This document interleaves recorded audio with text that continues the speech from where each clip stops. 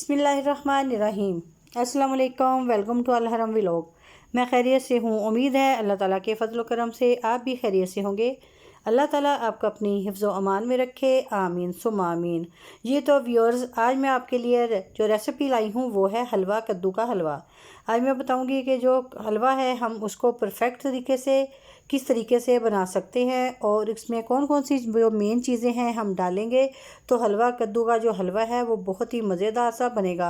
ये हलवा कद्दू का जो हलवा होता है बहुत ही टेस्टी बनता है। इसका सालन तो अक्सर आपने खाया होगा, लेकिन सालन से ज़्यादा इसका जो बेस्ट है वो हलवा बनता है।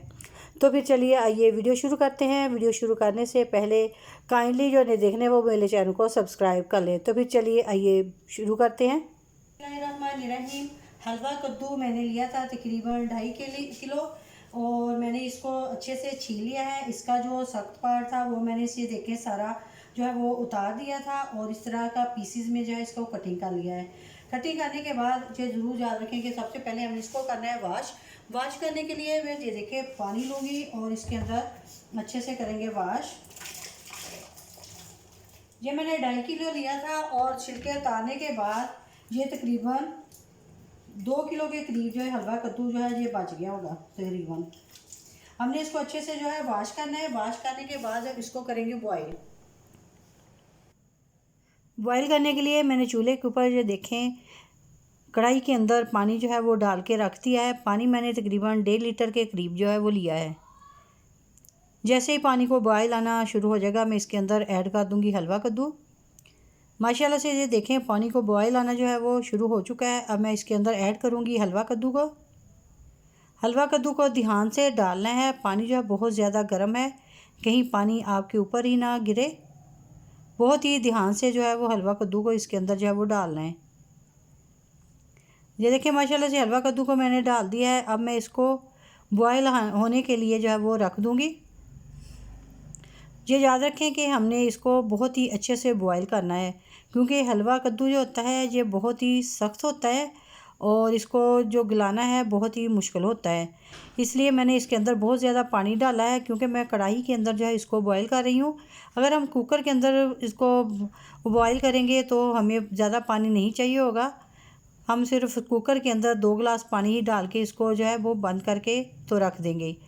तो मैं कढ़ाई के अंदर जो मैंने डाल के रखा है तो मैंने 1.5 लीटर के करीब जो पानी था वो डाला है। ऐसे ही इसको कवर रख के तो हमने पकाते जाना है। हलवा कद्दू का पकते हुए तकरीबन आधा घंटा हो चुका है। ये देखें काफ़ी हद तक हलवा कद्दू जो है वो गल चुका है। अब मैंने ऐसे ही इसका पानी जो है वो खुश्क होने के लिए रख देना है। तो पानी है सारा हमने खुश्क कर देना है और हलवा कद्दू को बाद में बताऊँगी कि हमने क्या करना है। हलवा कद्दू का जो पानी है वो खुश्क हो चुका है। अब मैं इसको मैशर की मदद से जो है अच्छे से जो है मैश करूँगी इस तरह से। इसको हमने बिल्कुल बारीक करना है क्योंकि हम इसका हलवा बना रहे हैं ना कि सालन।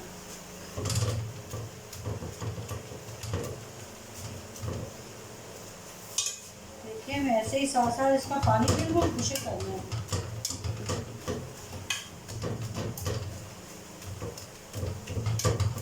देखिए पानी भी इसका बिल्कुल खुश्क हो गया। अभी मैं इसको और ज़्यादा से इसको करूँगी।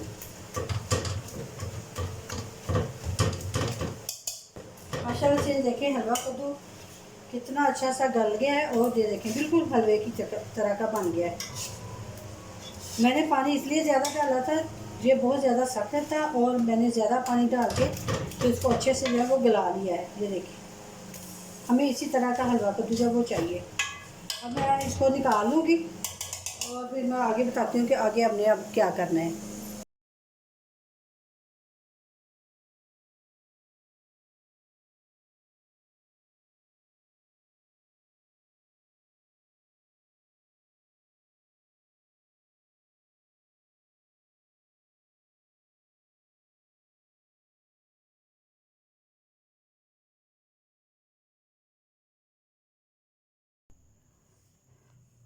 कढ़ाई को मैंने दोबारा से चूल्हे के ऊपर रख दिया है और फ्लेम को ऑन कर दिया है। इसके अंदर मैंने डाला है कुकिंग ऑयल।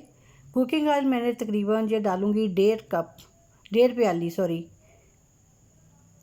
ये देखें मैंने 1.5 प्याली जो है कुकिंग ऑयल का जो डाल दिया है।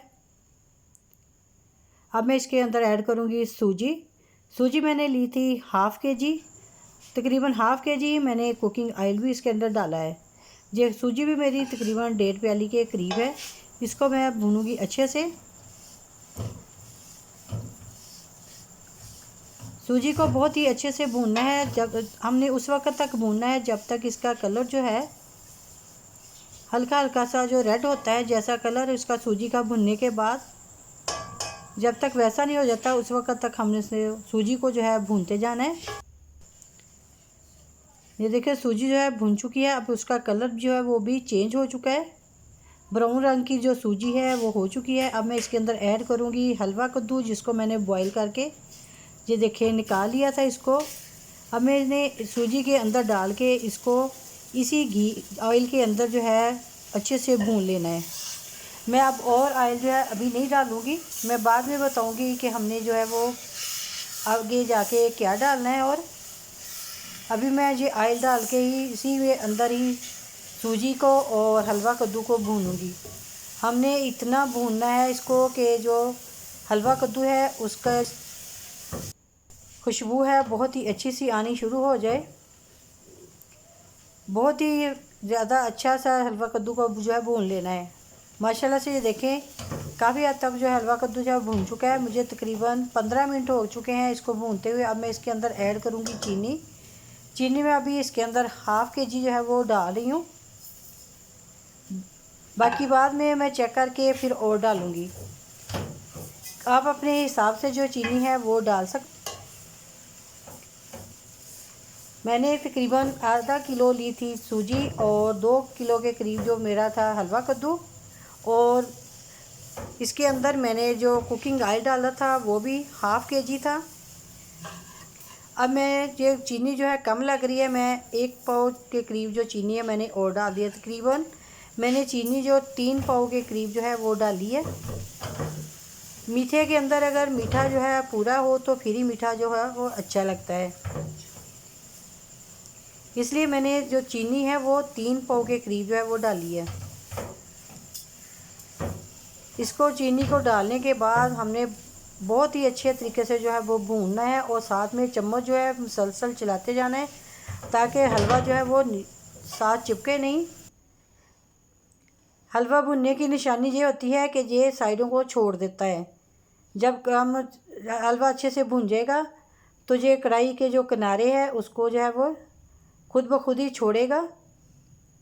अभी हलवा जो है भुन रहा है। अभी माशाल्लाह से ये देखें काफ़ी हद तक जो भुन चुका है। अब मैं इसके अंदर ऐड में मैंने कहा था एक चीज़ और डालूँगी, वो था देसी घी। एंड पे मैंने ये 4 टेबल स्पून के करीब जो मैंने देसी घी है उसको ऐड कर दिया है। ये देसी घी डालने से ये होगा कि इसकी खुशबू जो है बहुत ही अच्छी से आएगी, ऐसे लगेगा जैसे ये देसी घी में ही बना है। अक्सर बाज़ार से हम हलवा जो लेके आते हैं कहते हैं देसी घी, लेकिन वो इसी तरीके से ही बना होता है। देसी घी का जो फ्लेवर है वो हम एंड में डालेंगे तो बहुत ही अच्छा सा आता है। और साथ में गार्निश के लिए मैंने डाले हैं बादाम। आपके पास जो भी मेवा जात अवेलेबल हो वो डाल सकते हैं।